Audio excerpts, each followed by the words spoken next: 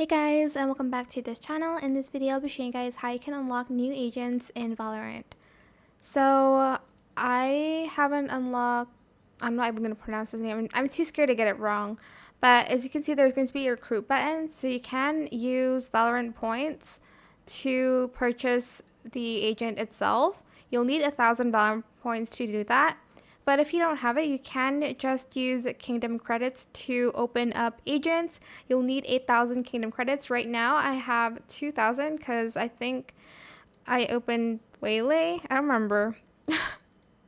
But you'll need to earn Kingdom credits by just playing a lot of games. So play some Valorant if you want to unlock new agents on this game.